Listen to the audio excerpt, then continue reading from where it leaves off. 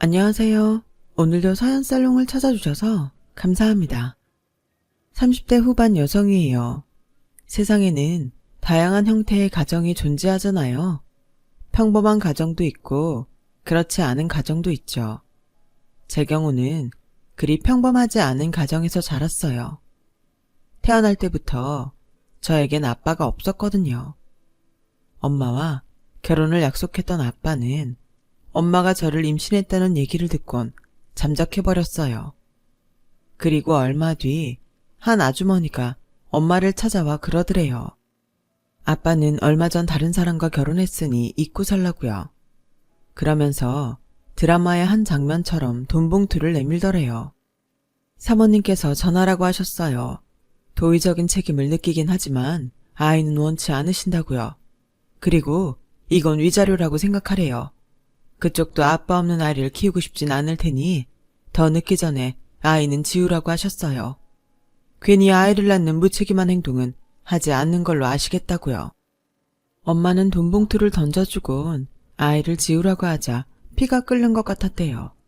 그래서 두 주먹 꽉 쥐고 소리쳤어요. 무책임한 행동이라고요? 그건 내가 들어야 될 말이 아니네요. 그 말은 자기 아이를 책임질 줄 모르는 덜 떨어진 자기 아들한테나 하라고 하세요. 자식 교육도 제대로 못한 주제에 누구한테 훈계해요? 그리고 적어도 이런 말까지 남의 일 빌려하는 사람이라면 얼마나 형편없는 인간인지 안 봐도 알겠네요. 위자료요? 웃기지 말라 그래요. 그쪽한테 위자료 받을 것 같았으면 이 정도로 만족 못하죠. 이건 내 아기 똥기저귀 값으로 쓸게요. 똥 잔뜩 묻혀서 쓰레기통에 버리게요. 더러운 돈이니 똥 묻혀 버리는 게 낫지 않겠어요? 그리고 나중에라도 애 얼굴 보겠다는 생각은 하지 말라고 전하세요.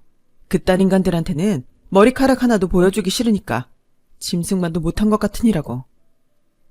그렇게 엄마는 남편도 없이 혼자 저를 낳아 기르셨어요. 서울에서 회사 생활 잘하고 있는 줄 알았던 딸이 하루아침에 미혼모가 되자 저희 외가에서는 난리가 났었죠. 삼촌들은 애 아빠가 누구냐며 모가지를 비틀어버리겠다고 소리쳤고, 할아버지는 딸 인생 망친 그놈의 집구석에 불을 싸질러 버리겠다고 당장이라도 달려갈 기세였어요. 하지만 엄마는 입을 꾹 다문 채 10달을 버텨 저를 낳았어요. 엄마가 가족들에게조차 제 아빠에 대한 얘기를 안 한 데에는 그럴 만한 이유가 있었어요. 대충 상황만 들어도 아시겠지만 외갓집 식구들이 좀 과격하거든요. 왜 벌교에 가서는 돈자랑 주먹자랑 하지 말라고 하잖아요. 제 외가가 벌교랍니다. 외할아버지부터 외삼촌들까지 다들 한 주먹 하는 분들이세요. 혹여 제 아빠의 존재를 알았다간 정말 칼부림 나고도 남을 상황이었죠. 엄마 덕분에 아빠는 목숨 부지하고 사는 거나 마찬가지예요. 아무튼 여자 혼자 몸으로 일하며 저를 키울 상황이 안 됐던 엄마는 친정에 내려가서 제 육아를 하셨어요. 외할머니는 엄마 어릴 때 돌아가셔서 엄마는 외할아버지와 외삼촌들 손에 자랐거든요. 저 역시 대를 이어 외할아버지와 외삼촌 손에 자라게 된 거죠. 큰외삼촌은 결혼을 하셔서 따로 살고 계셔서 저는 외할아버지와 작은 외삼촌이랑 같이 살았어요. 엄마가 저 젖될 무렵부터 다시 직장에 나가게 돼서 외할아버지가 저를 도맡아 키워주셨어요. 한때 고깃배 선장으로 바다를 호령하며 사셨던 외할아버지는 어린 손녀딸 울음에 전전긍긍하는 손녀딸 바보셨어요. 원래 운동을 하다가 부상으로 체대 진학이 무산돼 그 후로 냉동창고에서 일하는 작은 외삼촌도 저라면 꾸벅할 정도로 예뻐해 주셨어요. 제 어릴 때 사진을 보면 조폭 같은 새 남자가 제 뒤에 병품처럼 서 있는 모습을 볼 수 있는데 제겐 이 세 분이 세상 다정하고 그렇게 든든할 수가 없었어요. 동네 사람 누구도 저에 대해 함부로 말할 수 없었던 것도 다 이 세 분들 덕분이었죠. 외가 식구들과 함께 벌교에서 살다가 제가 중학교에 들어가던 무렵 엄마가 서울지사로 발령나면서 저희 모녀는 서울로 이사를 해야 했어요. 할아버지는 제가 걱정된다고 서울까지 따라오시겠다고 했지만 엄마가 극구 말리는 바람에 그러지 못했죠. 아빠가 벌교 떠나 서울에서 어떻게 산다고 그래? 여기서나 큰 소리치고 살지. 서울 가면 방구석 노인네밖에 더 되겠어? 윤주 데리고 자주 내려올 테니까 너무 서운해하지 말아요. 아빠가 이러면 내가 더 힘들어. 엄마 역시 가족을 떠나 서울로 가는 게 불안했던 모양이에요. 하지만 서울살이가 어떤지 잘 알기에 저희 편하자고 외할아버지를 모시고 갈 수는 없었던 거죠. 주변에 친구도 없고 도움받을 사람도 없는 곳에서 회사 일로 바쁜 딸과 학교에서 늦게 돌아오는 소녀딸만 바라보고 사시게 할 수 없으니까요. 그렇게 눈물의 이별을 하고 저랑 엄마는 서울로 올라왔어요. 사춘기 소녀였던 제 눈에 비친 서울은 정말 화려하고 시끄럽고 바쁘더군요. 그래서 정신이 없었어요. 게다가 뭐든 다 돈이라서 놀랐고요. 벌교에선 꼬막도 조개도 생선도 다 주변에서 가져다 줘서 돈 주고 사 먹는 거란 인식 자체가 없었는데 서울은 바지락 몇 알에 2, 3천 원이나 하니 기절초풍할 노릇이었죠. 확실히 벌교에서는 보지도 못했던 온갖 것들이 넘쳐났지만 돈이 없으면 물 한 모금도 먹을 수 없는 게 바로 서울이었어요. 화려하고 예쁘지만 인정말이 없는 사람처럼 말이에요. 난생 처음 그런 서울에서 살게 된 저는 반년 넘게 서울살이에 적응을 하지 못했어요. 하지만 학교 친구들과 친해지면서 서서히 서울 아이처럼 동화되어 갔죠. 그해 가을 추석을 맞아 벌교 외가를 찾았을 때 외할아버지와 외삼촌들이 저를 보고 서울 사람 다 됐다고 했을 정도로 말이에요. 그런데 사람이 참 간사한 게 서울로 이사 간 지 얼마나 됐다고 그새 벌교가 불편하게 느껴지더라고요. 서울에선 집 근처에서 쉽게 볼 수 있었던 편의점조차 당시만 해도 벌교에선 쉽게 찾을 수 없었거든요. 그렇게 벌교에서 보낸 어린 시절은 추억의 사진첩 속에 들어갔어요. 시간은 흘러 저는 대학생이 되었고 제가 대학을 졸업하고 취업을 하던 해 엄마는 회사를 그만두게 되셨어요. 50을 바라보는 여자가 직장 생활을 한다는 건 기적에 가까운 일이라며 늘 스스로를 자랑스럽게 생각했던 엄마였지만 회사의 압력에 더는 버틸 수가 없었던 거죠. 엄마의 퇴사 소식을 들은 작은 외삼촌은 이참에 벌교로 내려와 냉동창고 일을 도와달라고 했어요. 10년 전 그동안 일해온 냉동창고를 인수했던 외삼촌은 현재 냉동창고 사업 외에 온라인 유통사업까지 확장해 운영하고 계시거든요. 아무래도 큰돈이 오가는 일이다 보니 믿을 수 있는 사람한테 돈 관리를 맡기고 싶었던 모양이에요. 하지만 엄만 당신마저 서울을 떠나면 저 혼자 남게 되는 거라서 선뜻 고향으로 내려가겠다 확답을 못하고 계셨죠. 그래서 제가 등을 떠밀어 드렸어요. 할아버지 핑계를 대면서요. 엄마, 나는 내 힘으로도 충분히 살 수 있지만 외할아버지는 아니잖아. 연세도 많이 드셨는데 언제까지 외숙모들한테 외할아버지를 맡길 셈이야? 엄마 부모지 외숙모들 부모는 아니잖아. 안 그래? 그러니까 내 걱정하지 말고 벌교로 내려가. 가서 외삼촌 일도 돕고 친구들이랑 회포도 풀면서 사시라고요. 서울엔 엄마 친구도 없잖아. 누구 나 안 가고 싶어 그러니? 나 가면 너 혼자잖아. 이제 막 취직해서 한참 바쁠 텐데 나라도 없으면 네가 밥이라도 제대로 챙겨 먹고 다니겠어? 자식이 웬수지. 너 정말 혼자 지낼 수 있겠어? 엄마는 끝까지 제 걱정을 하시다가 못 이기는 척 벌교로 내려가셨어요. 엄마랑 둘이 살 때는 몰랐는데 혼자 지내려니 25평 빌라가 그렇게 넓어 보일 수가 없더라고요. 특히 회사에서 돌아와 불 꺼진 집으로 들어올 땐 그 어둠과 적막 때문에 우울해지곤 했어요. 이런 제 고민을 들은 친구는 이참에 소개팅을 해보라고 하더군요. 그렇게 소개팅에서 만난 남자가 바로 지금의 제 남편이에요. 남편은 중학교 수학선생으로 제 친구 남친의 대학 동기였어요. 인물도 좋고 성격이 워낙 활발해서 만장일치로 과대가 될 정도였다더군요. 그렇게 친구의 소개로 소개팅 자리에 나갔는데 친구의 말과는 달리 엄청 차분하고 조용한 사람이더라고요. 그래서 대타가 나온 건가 생각했죠. 제가 대학 시절 때랑은 성격이 많이 변해서 그런가 보네요. 저 절대 대타 아닙니다. 남편은 멋쩍어 하면서 자신이 소개팅 당사자 맞다며 신분증까지 보여줬어요. 사실 제가 군대에 있을 때 형 내외가 교통사고로 세상을 떠나셨거든요.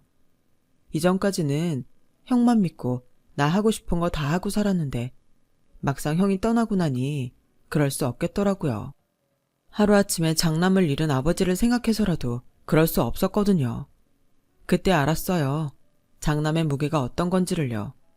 아마 그래서 성격이 변한 게 아닌가 생각해요. 처음 만난 사람 앞에서 꾸밈 없이 자신의 아픈 사정을 털어놓는 남편을 보면서 왠지 믿음이 가더라고요.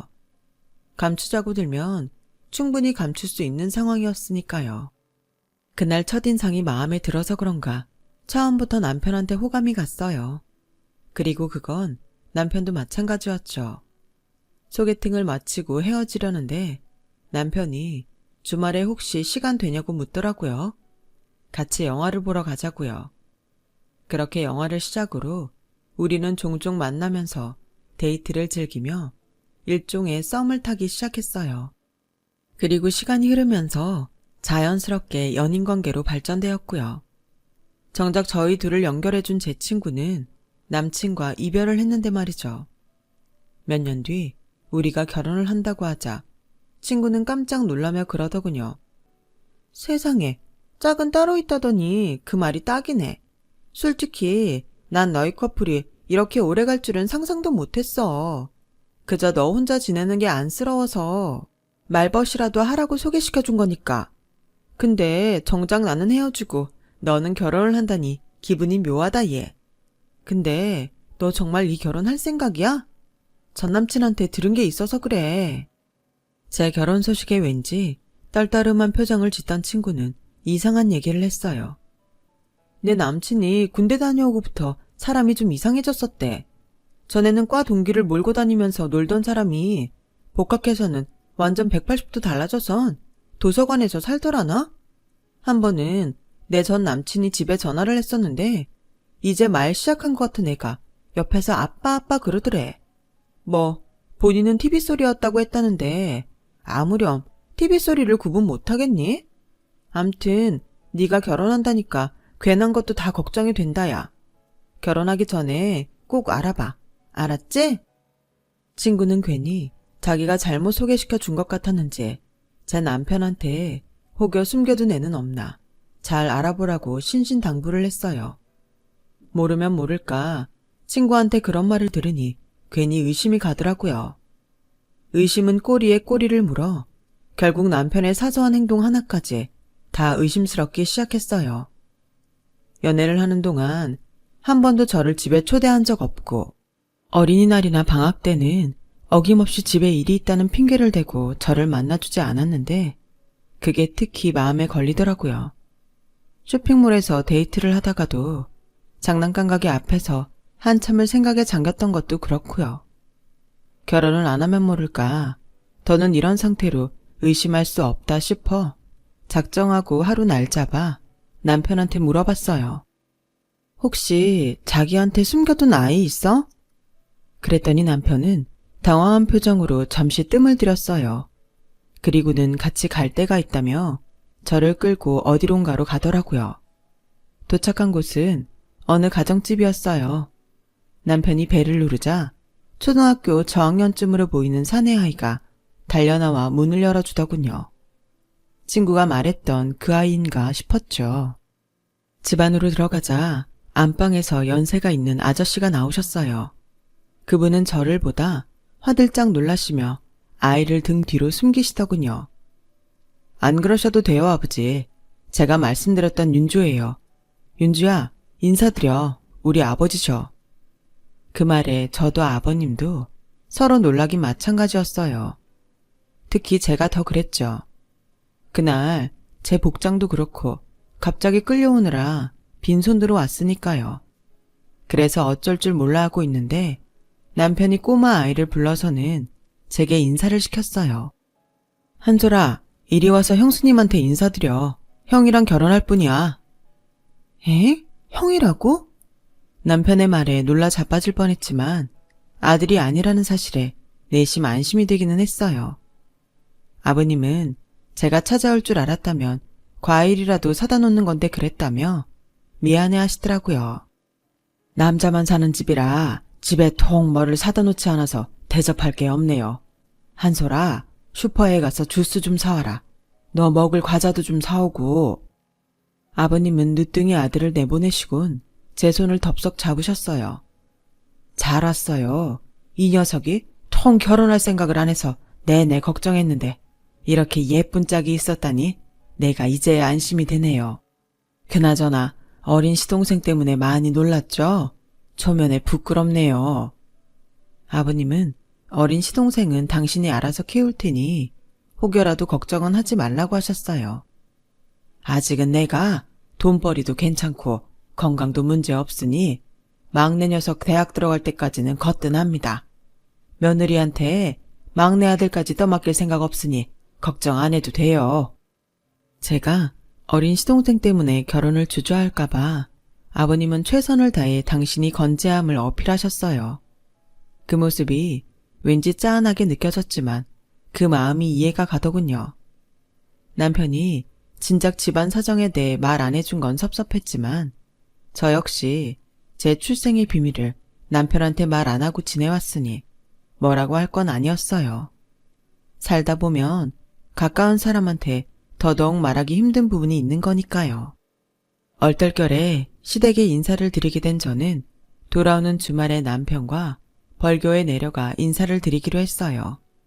어차피 한 번은 해야 할 일이니 후딱 해치우자는 마음이었죠. 하지만 벌교에 가기로 약속한 뒤부터 걱정이 되기 시작하더라고요.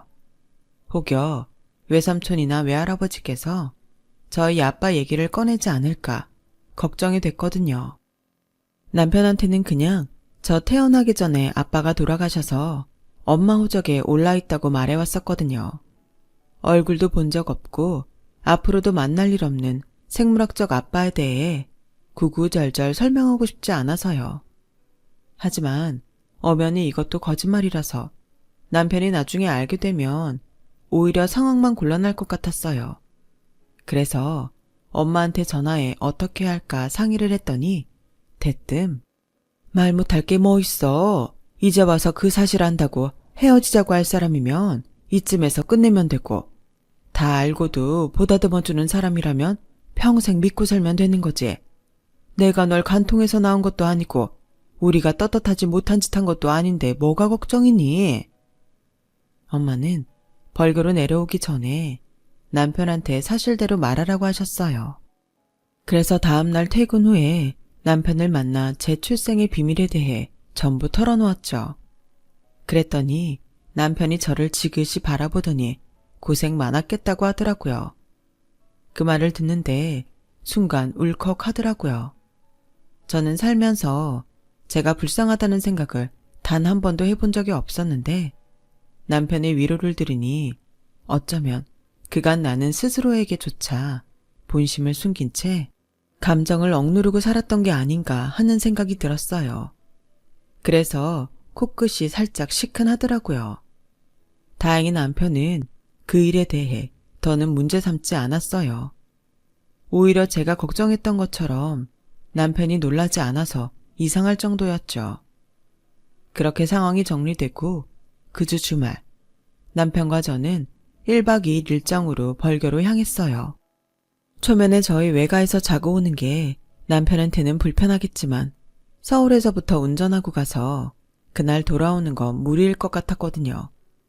다행히 남편도 흔쾌히 자고 오자고 해서 일정을 그렇게 잡았어요. 외가에 도착하자 외할아버지와 외삼촌 2분, 그리고 사촌 동생들까지 덩치 큰 남자 5이 저희를 맞았어요. 슬쩍 보니 남편이 흠칫 놀라는 것 같더라고요. 누가 봐도 조폭 가족 같은 분위기였거든요. 거기다 제 남편감이라고 하니까 온 집안 남자들이 제 남편을 곱지 않은 시선으로 바라보는 거예요. 조카를 뺏으러 온 도둑놈 보듯 말이죠. 그런 시선을 받으며 남편은 밥을 먹고 차를 마시고 심지어 외삼촌들과 밤새도록 술까지 마셔야 했어요. 안 그래도 술이 약한 사람인데 어려운 처가 어른들 앞이라 거절도 못하고 주는 대로 다 받아 마셔서는 완전 인사불성이 됐더라고요. 다행히 주사가 없어서 꾸벅꾸벅 졸다가 제 사촌 동생 등에 엎혀왔어요. 다음날 작은 외삼촌은 아침 일찍 싱싱한 꼬막을 잔뜩 가져오셨어요. 조카 사위한테 벌교 맛을 제대로 보여줘야 한다면서요. 결국 지난밤 잔뜩 취했던 남편은 꼬막으로 해장을 해야만 했죠. 큰외삼촌은 지난밤 제 남편과 얘기를 나눠보니 사람이 꽤 괜찮더라시며 마음에 들어 하셨어요. 그러면서도 결혼해서 제 속을 썩이면 가만 안 두겠다고 엄포도 놓으셨죠. 시끌벅적한 인사를 마치고 서울로 향하는 차 안에서 남편이 그러더라고요. 저렇게 좋은 가족이 곁에 있어서 제가 외롭지 않았을 것 같다고요. 그 말을 들으니 고개가 끄덕여졌어요. 비록 제게 아빠는 없었지만 아빠보다 더 든든한 외할아버지와 외삼촌 두 분이 있어서 아빠를 그리워할 필요가 없었으니까요. 이제 상견례 날을 잡고 본격적으로 결혼 준비를 하면 되겠다 싶었죠. 그런데 얼마 뒤 생각지도 않은 병고가 생기고 말았어요. 시아버님이 폐암 말기 판정을 받으신 거예요. 한동안 어깨랑 등의 통증이 심해서 파스를 자주 붙이고 사셨는데 얼마 전부터 숨 쉬는 것도 힘들고 체중이 자꾸 줄어서 병원에 가셨던 모양이에요. 10년 전쯤에 담배도 끊으셔서 폐 걱정을 안 하셨었는데 폐암 말기 진단을 받으신 거죠. 남편 겨울방학에 맞춰 올겨울에 식을 올리려고 상견례 날도 천천히 잡을 생각이었던 우리는 아버님 성화에 급히 날을 잡게 되었어요. 사정을 들은 엄마랑 외할아버지도 저희 시댁 편한 대로 하라고 하셨고요. 그래서 아버님 건강 때문에 부득이 서울에서 상견례를 하게 되었어요. 아버님은 당신 때문에 이렇게 됐으니 상견례 비용은 시댁에서 내겠다고 하시더라고요. 다른 것도 아니고 아버님 건강 때문에 그런 건데 나 몰라라 할 수는 없어서 남편한테 반반 부담하자고 했더니 그냥 아버님 뜻에 따르자고 하더군요. 그렇게 해서 상견례가 시작됐는데 아버님이 평소와 다르게 잔뜩 힘이 든 목소리로 그러시는 거예요. 제가 아무래도 올해를 넘기기 힘들 것 같습니다. 그래서 말씀인데 결혼식은 올 여름에 하는 게 어떻겠습니까? 한여름 무더위에 식을 올리는 게 저도 탐탁치 않습니다만 아들 녀석이 교단에 묶인 몸이라 학생들한테 피해를 줄 수는 없어서 그럽니다. 직업상 그런 거니까 어쩔 수 없지 않겠냐며 다들 수긍하는 분위기였어요. 그런데 이후 아버님 말씀에 저희 외할아버지와 외삼촌들 얼굴이 잔뜩 붉어졌지 뭐예요. 이런 자리에서 할 말은 아니지만 사실 제가 30억 정도 되는 땅을 가지고 있습니다. 이 땅은 제 막둥이 아들놈한테 주려고 가지고 있었습니다만 제가 갑자기 큰 병을 얻고 나니 생각이 좀 달라지더군요. 윤주한테 들어서 아시겠지만 저한텐 11살 된 어린 아들 녀석이 있습니다. 마음 같아선 제가 저 녀석 성인이 될 때까지 내 손으로 키우고 싶지만 이렇게 될 줄 누가 알았겠습니까? 해서 말씀입니다만 만약 윤주가 막둥이를 아들로 호적에 넣어준다면 제가 그 땅을 윤주한테 주겠습니다. 순간 루마는 정적이 감돌았어요. 그리곤 잠시 뒤 외할아버지께서 숟가락을 집어 던지셨어요. 이거 시방 무슨 짓거리여? 시동생을 호적에 아들로 넣으라고야? 나가 살다 이런 개소리는 처음이여. 시방 제정신으로 하는 소리요? 그러자 아버님은 당당하게 그렇다고 대답하셨어요. 그러자 이번엔 작은 외삼촌이 자리를 박차고 일어나 의자를 발로 걷어차 버리셨어요. 그리고는 테이블을 주먹으로 쾅 내리치더니 제 남편 멱살을 쥐곤 죽일 듯이 노려보며 그랬죠. 니도 알고 있었냐 이 시벌놈아. 얼른 말해야. 안 그럼 네 주둥이를 콱 쪼사 불란께. 남편은 고개를 푹 숙인 채 고개를 끄덕였어요. 그러자 작은 외삼촌이 제 남편을 치려고 주먹을 쳐들었죠. 그러자 저희 엄마가 그 손을 막았어요. 막둥이, 그 손 순순히 내려놔야 어른들 계신께 얼른. 맹수 같은 외삼촌은 저희 엄마 말에 남편 멱살을 쥔 손을 놓았어요. 그리고는 분하다는 듯 자리에 앉았죠. 다행히 어린 시동생이 상견례 자리에 안 나왔으니 그나마 다행이었어요. 엄마는 최대한 침착한 목소리로 저희 아버님께 말했어요. 저도 혼자 몸으로 자식을 키워온 입장이라 누구보다 사돈 마음을 이해합니다. 어린 자식 두고 큰 병에 걸렸으니 그 마음이 오죽하시겠습니까? 100번 이해하죠. 하지만 호적에 올리는 건 안 됩니다. 세상 천지에 누가 시동생을 아들로 키운답니까? 말도 안 되죠. 아들처럼 키워달라 하시면 그거야 그럴 수 있습니다. 그러니 방금 하신 그 말은 없었던 걸로 하시지요. 만약 끝까지 우기시면 저희 이 결혼 못합니다. 그날 아버님은 끝까지 고집을 꺾지 않으셨고 결국 저희 결혼은 없던 일로 되고 말았어요. 남편과도 그렇게 연락을 끊고 말았죠. 그리고 1년 뒤 저희 집으로 엽서가 한 장 날아왔지 뭐예요. 상주시 소인이 찍힌 엽서엔 빼곡한 글씨가 적혀 있었어요. 1년 전에 느린 우체통을 통해 보낸 엽서더라고요. 그런데 그 내용을 읽고는 말문이 막혔지 뭐예요. 그 엽서는 시동생이 보낸 거였고 아버님 임종이 가까워진 어느 날 마지막으로 떠난 가족여행에서 제게 써서 보낸 거였어요. 아버님과 남편이 끝까지 감추고 있었지만 시동생은 자신이 누구의 아들인지 알고 있었더라고요. 돌아가신 아주버님 아들이란 걸요. 남편이 저랑 헤어지고 하루는 술에 잔뜩 취해 집에 왔는데 그때 아버님과 안방에서 한 얘기를 들었다나 봐요. 아주버님 내외가 교통사고를 당한 그날 아주버님은 현장에서 세상을 떠나셨고 만삭이던 형님은 가까스로 목숨은 건지셨는데 무리하게 출산을 하느라 결국 세상을 떠나고 말았죠. 아버님은 혼자 남은 손주를 자신의 아들로 호적에 올리신 거고요. 나중에라도 손주가 자신 때문에 엄마가 죽었다는 걸 알게 될까봐 제 남편한테조차도 비밀로 하고 혼자 꼭꼭 숨기셨던 거예요. 제게 주시겠다고 했던 땅은 아주버님 내외 앞으로 나온 사망보험금으로 산 땅이었던 거고요. 하지만 손주를 지키려던 자신의 욕심 때문에 작은 아들이 파혼당하고 술에 빠져 지내자 털어놓으신 거였죠. 엽서를 읽어 내려가던 저는 마지막 줄을 읽곤 오열하고 말았어요. 거기엔 이렇게 적혀 있었거든요. 자기가 태어나지 말았어야 했다고요. 그랬다면 할아버지도 삼촌도 저도 다 행복했을 거라고 말이죠. 그 어린 게 얼마나 가슴앓이를 했으면 그런 말을 했을까 생각하니 가슴이 찢어지는 것처럼 아팠어요. 그래서 남편한테 전화를 걸었죠. 연결음이 길어지도록 받지 않길래 끊으려는데 남편이 받더군요. 한참을 서로 말없이 전화기만 들고 있다가 제가 용기를 내 먼저 만나자고 했어요. 남편은 머뭇거리더니 저희 집 근처로 오겠다고 하더군요. 그날 우리 두 사람은 동네 놀이터 그네에 앉아 엽서를 보며 다 큰 어른임에도 꺽대며 부둥켜 안고 울었어요. 그리고 반년 뒤 겨울 우리는 드디어 결혼식을 올리게 되었어요. 시동생의 출생의 비밀을 들은 엄마와 외가 어른들의 허락을 받았거든요. 외할아버지께선 처음부터 솔직히 말을 해줬다면 이해 못할 일도 아니었는데 사돈이 괜한 짓을 했다시며 안타까워하셨어요. 그건 엄마도 마찬가지였죠.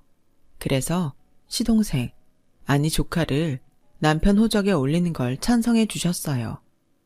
그렇게 우린 1년 만에 가족이 되었죠. 아버님이 1년 전 세상을 떠나신 터라 따로 집을 구할 거 없이 시댁의 신혼살림을 차렸어요. 조카한테는 작은 아빠도 아빠고 작은 엄마도 엄마니까 앞으로는 작은이란 말 빼고 그냥 아빠 엄마 아들로 살자고 했어요. 그리고 앞으로는 절대로 태어나지 말았어야 했다는 말은 하지 말라고 했어요. 네 덕분에 엄마 아빠가 다시 만나 결혼할 수 있었는데 그런 말이 어딨냐고요. 그랬더니 알았다고 하더군요. 세상엔 우리가 알지 못하는 다양한 유형의 가정이 있어요. 혈연으로 뭉쳐진 가정도 있고 피 한 방울 섞이지 않은 가정도 있죠. 중요한 건 어떻게 만들어졌냐가 아니라 어떻게 살아가느냐가 아닐까요? 그래서 오늘도 저희 식구들은 최선을 다해서 소중한 가정을 지키려고 해요. 여러분도 많이 응원해주세요. 지금까지 제 사연을 들어주셔서 감사합니다. 건강하시고 행복하세요. 여러분, 사연 댓글에 응원과 현명한 조언 부탁드려요. 좋아요와 구독은 저에게 큰 힘이 됩니다. 오늘도 좋은 일 가득하세요.